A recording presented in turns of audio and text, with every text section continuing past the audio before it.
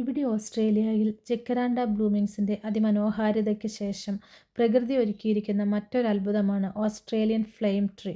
ഞാൻ ഈ ചെടി ആദ്യമായിട്ടാണ്, അല്ലെങ്കിൽ ഈ ഒരു വൃക്ഷം ആദ്യമായിട്ടാണ് കാണുന്നത് കേട്ടോ.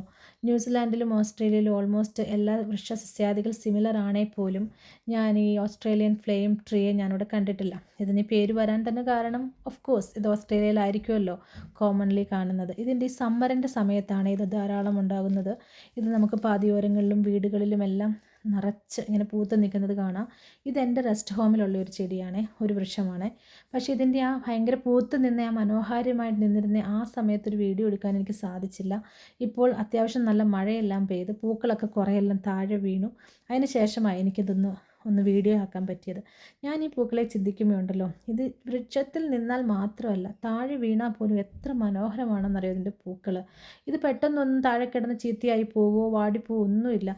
ഇതിങ്ങനെ ആ ഒരു ഫ്രഷ്നെസ് താഴെ വീണാൽ പോലും അത് അതേപോലെ തന്നെ കുറച്ച് ദിവസങ്ങൾ എടുക്കും കേട്ടോ. നമ്മളിപ്പോൾ ഇങ്ങനെ ഒരു ചുവന്ന പട്ട്, ഒരു റെഡ് കാർപ്പറ്റൊക്കെ വിരിച്ചതുപോലെ അത്ര മനോഹരമാണ്. ഈ പൂവ് മുഴുവൻ വീണിരിക്കുന്നത് ഒരൊറ്റ മരത്തിൽ നിന്നാണ്. ഈ ഒരൊറ്റ മരത്തിൻ്റെ ആ ഒരു ശിഖരങ്ങളിൽ നിന്ന് ഉണ്ടായി വീണിരിക്കുന്ന പൂക്കളാണ്. ഞാൻ ഈ പൂവിൻ്റെ മറ്റൊരു കാര്യം, ഈ പൂവിനെക്കുറിച്ച് ഓർക്കുമ്പോൾ അല്ലെങ്കിൽ ഞാൻ കണ്ടപ്പോൾ ചിന്തിച്ചൊരു കാര്യം, എൻ്റെയൊക്കെ ചെറുപ്പത്തിൽ കുരങ്ങൻ മൈലാഞ്ചി നിങ്ങൾ കേട്ടിട്ടുണ്ടോ എന്ന് എനിക്കറിയില്ല, ഒരു പക്ഷേ അറിയായിരിക്കും. ആ ഒരു കളറാണ് നമ്മുടെ റംബൂട്ടാൻ പോലെ ഇരിക്കുന്ന ഒരു ഫ്രൂട്ട് പോലെ ഇരിക്കുന്ന ഒരു ചെടിയാണ്. ആ കായ പൊളിക്കുമ്പോൾ ഇങ്ങനെയാണ് വരുന്നത്, ഇതേ കളറാണ്. അതുപോലെ തന്നെയാണ് എനിക്കിത് കാണുമ്പോൾ തോന്നുന്നത്.